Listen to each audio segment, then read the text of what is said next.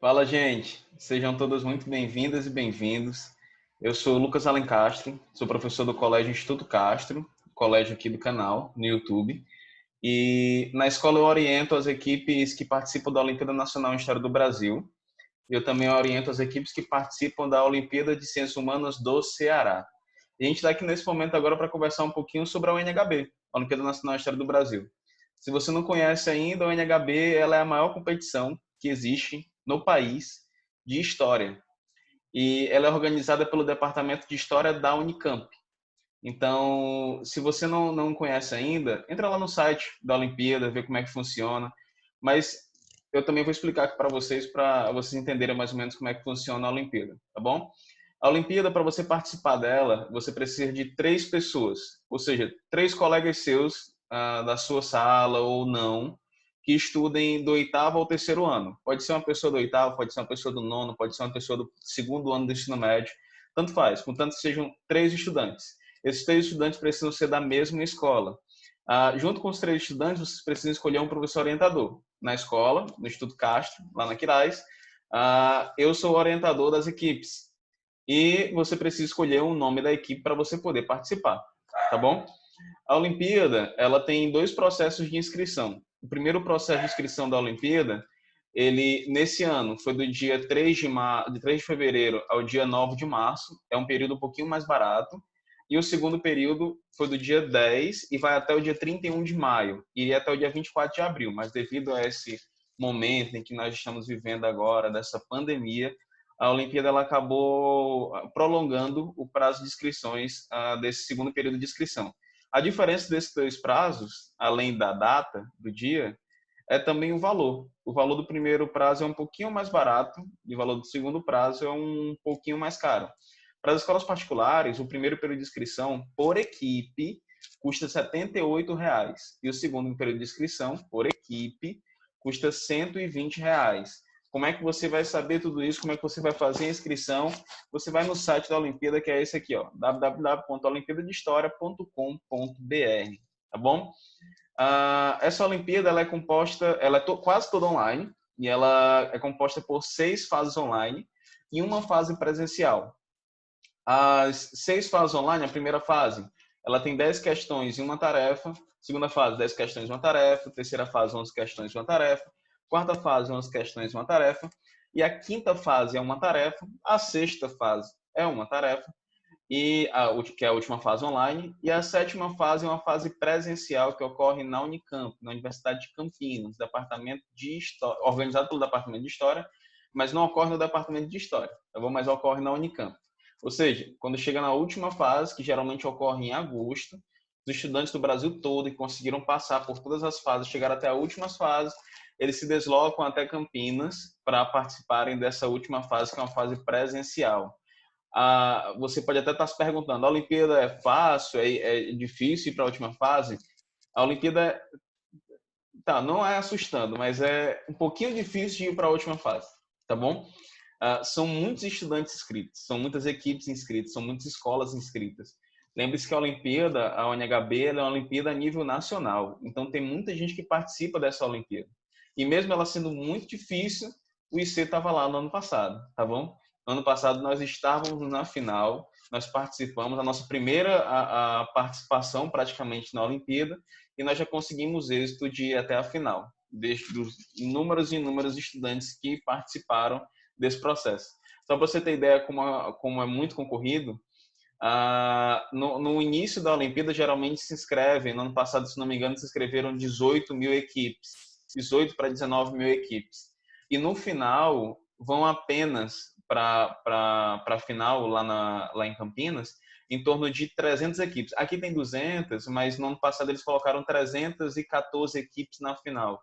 Então, de 18, 19 mil equipes, vão para a final apenas 314 equipes. É realmente um funil enorme, mas, mais uma vez, o IC conseguiu ir para a final e nós, no ano passado, fomos representar o município do Aquiraz, no Ceará, tá bom? Aqui é uma das fotinhas da gente na final, no ano passado. Eu e a equipe das meninas, as Street Cheese, os 3 queijos, ou as 3 queijos, né? Que participaram da final. E no ano passado a gente conseguiu a medalha de cristal, que é a medalha que todos os participantes que vão para a final, eles recebem essa medalha pela participação na final da Olimpíada. Tá bom? Talvez você deve estar se perguntando também se a ONHB ela tem um tema. Sim, a ONHB tem um tema. E durante as 11 edições que já ocorreram, e nessa edição agora, a 12ª edição, também vai ter um tema. Mas toda edição ela teve um tema. Esses temas variaram de acordo com cada edição um tema muda. Nós já tivemos tema como patrimônio, história oral, preconceito, a própria escola. E a gente também teve o tema dos 50 anos da ditadura civil-militar, do golpe, né, de 64. E no tema do ano passado foi o tema dos excluídos da história, um tema que muito massa, muito interessante, e que a UNHB vem trabalhando aí com muito êxito e brilhantemente nos últimos anos, né? Esse tema dos excluídos da história é um tema que está muito relacionado com o livro da historiadora Michelle Perrault. Você dificilmente talvez tenha escutado falar nisso alguma vez em sala de aula. Eu acho que você não deve ter escutado falar nisso. Mas esse é o grande tchan, né, da Olimpíada, é a grande questão, a grande vantagem da Olimpíada. É que com a Olimpíada Nacional de História do Brasil, com a NHB, você consegue trabalhar temas que, infelizmente, devido ao tempo, o professor de vocês não consegue trabalhar em sala de aula. Então, você vai ver muitos temas muito além do período colonial, do período imperial no Brasil, ou da República no Brasil. Você vai ver muito além daquilo que está exposto sobre esses períodos no livro didático. Você consegue trabalhar com temas e com abordagens que geralmente os alunos só conseguem ver se forem para uma universidade, para um curso de história, numa faculdade. E aí a gente consegue trabalhar esses temas dentro de sala de aula a partir da Olimpíada, tá bom? E eu acho que dá para a gente fazer uma perguntinha aqui bem rápida, que eu gosto sempre de fazer para meus alunos, e a gente fez essa pergunta no passado, né, quando saiu o tema da Olimpíada. Se existem excluídos da história. Existem excluídos da história? Existem sim excluídos da história, tá bom? Mas eu gosto sempre de colocar um extra nessa pergunta. Não existem só excluídos da história. Existem excluídos das narrativas históricas. Por quê? Porque quando a gente fala de excluídos da história, parece que as pessoas não conseguiram produzir história ou fazer história. Todo mundo conseguiu produzir história. Todo mundo conseguiu fazer história. Só que as pessoas foram excluídas das narrativas históricas. Ou seja, as pessoas foram excluídas do livro didático, as pessoas foram excluídas dos livros que estão lá na prateleira da livraria, perto da sua casa. Ou seja, quando a gente fala de excluídos da história, a gente está falando sobre pessoas que não aparecem nas narrativas históricas que foram produzidas. E a Michelle Perrault, ela trabalha com 3 grupos. Ela trabalha com os operários, trabalha com os prisioneiros e trabalha com as mulheres. Dificilmente, talvez você tenha um capítulo no seu livro didático falando sobre história das mulheres no Brasil. Dificilmente você tem um capítulo no seu livro didático que fala sobre a história dos prisioneiros no Brasil. E até você pode ter um capítulo falando sobre a história dos operários. Mas, geralmente, no Brasil aparece o movimento operário com a greve geral, em 1917, na Primeira República no Brasil, e quando você vai também olhar para os operários na história, no seu livro didático, você olha para o século XVIII, durante a Revolução Industrial, os movimentos trabalhistas, o ludismo e etc. Então, geralmente os focos ou os enfoques são muito pequenos para esses grupos. E a Olimpíada ela vem justamente para dar um foco maior, para justamente dar ouvidos, não dar voz, porque as pessoas já têm voz, né? As pessoas já produziram história, mas dar ouvidos àqueles que as pessoas que escreveram história nunca deram ouvidos ou mal deram ouvidos. E com certeza para a gente trabalhar nessa perspectiva de excluídos da história, inclusive esse texto da Michelle Perrault, desse livro, nem é um livro em si que ela produziu um livro completo, né? Isso é um conjunto de artigos, de revista, um conjunto de teses que foram publicadas, enfim, de trabalhos que foram publicados pela Michelle Perrault. Alguns historiadores se reuniram, se juntaram e colocaram isso dentro desse livro, tá bom? Eu acho que para a gente pensar nesse processo de excluídos da história, dava também para a gente pensar num tema relacionado aos excluídos da história, né? Existe uma perspectiva dentro dessa visão dos excluídos da história, que é a perspectiva da história vista de baixo. Como é que eu vou analisar a história das mulheres? Como é que eu vou analisar a história dos operários? Como é que eu vou analisar a história dos prisioneiros? Ampliando.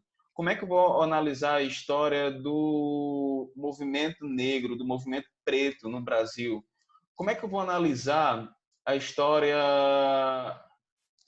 das pessoas, dos moradores dentro dos cortiços que existiam no Rio de Janeiro no começo da República?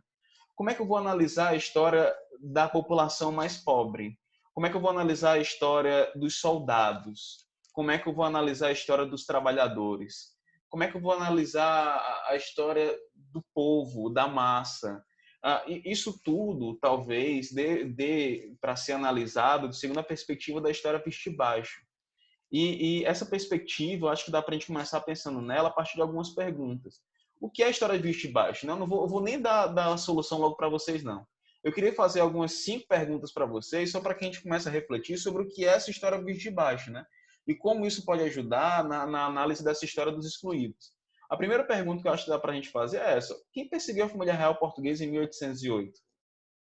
Quase 100% de certeza, se você estiver vendo estudando esse período, ou já tiver visto esse período, você vai falar que foi Napoleão Bonaparte. Outra pergunta: quem matou milhares de judeus na Segunda Guerra Mundial? Possivelmente você vai falar que foi Adolf Hitler. A terceira pergunta: quem proclamou a República no Brasil? Possivelmente você vai falar que foi Marechal Deodoro da Fonseca. A outra: quem tornou o Brasil independente? Possivelmente você vai falar que foi Dom Pedro I. E a outra: quem descobriu o Brasil? Possivelmente você vai falar que foi Pedro Álvares Cabral. Mas se eu disser para você que a família real portuguesa não foi perseguida por Napoleão Bonaparte, porque Napoleão Bonaparte não estava no dia dessa perseguição. Quem estava perseguindo a família real portuguesa foram os generais de Napoleão e os seus soldados, e não o próprio Napoleão. Então, cadê a história produzida pelos soldados? A outra: quem matou milhares de judeus na Segunda Guerra Mundial? Hitler também estava envolvido no processo. Mas não foi o Hitler que apertou todos os botões da câmara de gás, ou desenroscou as manivelas das câmaras de gás, ou incinerou, e é horrível falar sobre isso, incinerou milhares de pessoas. Quem proclamou a República no Brasil? Será que foi só o Marechal Deodoro da Fonseca? Ou existiram outras pessoas junto com o Marechal Deodoro? Quem tornou o Brasil independente? Será que foi só Dom Pedro I? Ou existiam também as pessoas que estavam com Dom Pedro naquele dia? Pessoas que talvez tenham se mobilizado muito mais do que Dom Pedro. Cadê as pessoas que participaram das guerras da independência durante esse período? Quem descobriu o Brasil? Será que realmente foi Pedro Álvares Cabral? Primeiro que descobrir de jeito nenhum, né? É invasão e todo mundo sabe disso. Que descobrir, ninguém descobriu nada porque o Brasil nem existia. Como é que você vai tirar a coberta de uma coisa que não existe? O Brasil ainda seria criado ainda. E outra, se a gente considerar como pessoas que primeiro chegaram ao Brasil, ou que seria chamado de Brasil, Pedro Álvares Cabral não é o primeiro. Duarte Pacheco Pereira, Diogo de Lepe, Vicente Pinzon, chegaram antes de Pedro Álvares Cabral. Então, se você perceber, a gente está praticamente nessa história de baixo fazendo uma revisão sobre a história e tentando olhar para a história por uma nova perspectiva. E tem um cara brilhante, já falecido, né? Mas um cara brilhante, que foi um cara chamado Bertolt Brecht, que escreveu um poema chamado Perguntas de um Operário que Lê, que justamente traz essa perspectiva para a gente, que traz questionamentos que nos levam a pensar a partir da perspectiva da história vista e baixo. Por exemplo, olha que poema massa que ele escreve e que faz a gente refletir muito sobre essa perspectiva. Quem construiu Tebas, a das 7 portas? Nos livros vem o nome dos reis, mas foram os reis que transportaram as pedras? Babilônia, tantas vezes destruída, quem outras tantas a reconstruiu? Em que casas de lima dourada moravam os seus obreiros, ou os obreiros da Babilônia? No dia em que ficou pronta a muralha da China, para onde foram os seus pedreiros? A grande Roma está cheia de arcos de triunfo. Quem os ergueu? Sobre quem triunfaram os Césares? A tão cantada Bizâncio só tinha palácios para os seus habitantes. Até a legendária Atlântida, na noite em que o maré engoliu, viu afogados gritar por seus escravos. O jovem Alexandre conquistou as Índias sozinho. César venceu os gauleses. Nem sequer tinha um cozinheiro a seu serviço. Quando a sua armada se afundou, Filipe de Espanha chorou. E ninguém mais? Chorou só o Filipe? Frederico II ganhou a Guerra dos 7 Anos. Mas ele ganhou sozinho? Quem mais a ganhou? Em cada página, uma vitória. Quem cozinhava os festins? Em cada década, um grande homem. Quem pagava as despesas? Tantas histórias, quantas perguntas. Então, é justamente por essas perguntas, e o Bertolt Brecht aqui nem falava em história vista e baixo. Ele só pensava num novo tipo de história, numa história que começasse a ver certos eventos e certos acontecimentos de uma perspectiva diferente. Então, pensando nisso tudo, é assim que se cria também essa perspectiva da história vista e baixo. Poxa, deixa eu dar um exemplo aqui dentro da história, né, da história oficial e tal. Não sei se vocês conhecem a Batalha de Waterloo, 1815 e tal. Ela é uma batalha contra Napoleão Bonaparte. E dentro dessa batalha, a gente geralmente vê que o Duque de Wellington ganha a batalha e pronto, e isso é o que vem no livro didático.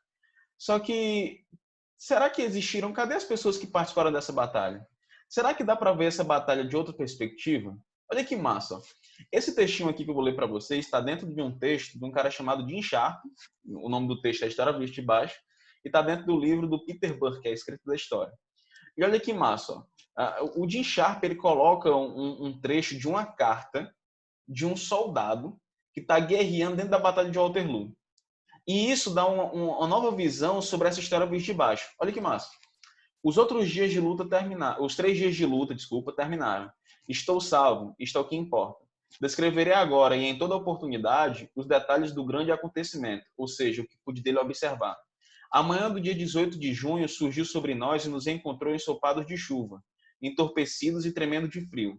Você muitas vezes me censurou por fumar, quando eu estava em casa no ano passado. Mas devo dizer-lhe que se eu não tivesse um bom estoque de tabaco nesta noite, poderia ter morrido. Isso é uma carta do soldado William à sua própria esposa. Então, quando a gente olha para essa carta, isso talvez não modifique a versão da história oficial, mas isso mostra como aquela história oficial da Batalha de Waterloo, ela pode ser vista sobre outra perspectiva. Ela pode ser vista sobre outra ótica, sobre outro enfoque. E se você perceber uma coisa, a história vista de baixo não é a história dos grandes, do general, do imperador, do rei, sobre as pessoas que estavam embaixo. A história vista de baixo é a história das pessoas que estão embaixo, escrita por elas mesmas. Então, para se escrever história vista de baixo, precisamos de fontes escritas pelos de baixo. Precisamos de fontes escritas pelas pessoas que estão na parte de baixo, que estão nas menores camadas. Eu vou usar aqui os maiores exemplos que a gente utiliza em sala de aula, né? Que estão na parte de baixo da pirâmide. Essas pessoas produziram história, sim. Essas pessoas escreveram história, sim. Então, nós precisamos dar ouvidos a essas pessoas para que nós possamos produzir uma nova perspectiva de história. No século XX, essa perspectiva de história vista e baixa ela vai surgir. Ela surge apenas no século XX.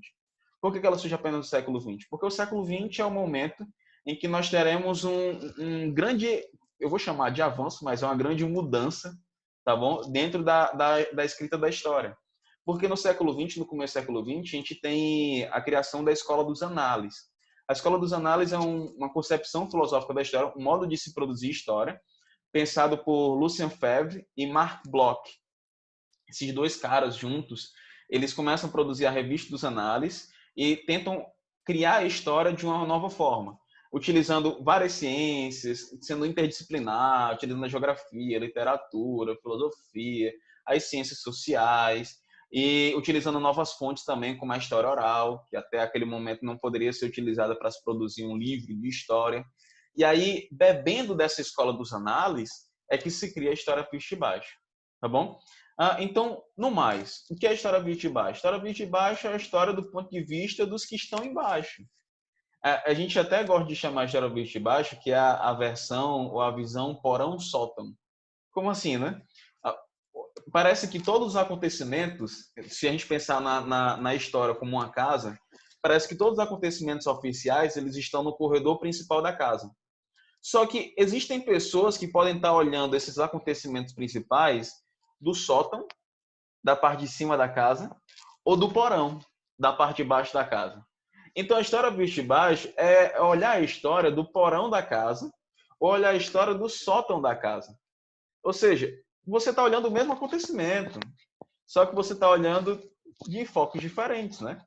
E no século XX, a gente vai ter, com certeza, um livro de um historiador que vai justamente procurar as perspectivas da história de Bicho Baixo e vai escrever isso de maneira brilhante, que é o Edward Palmer Thompson.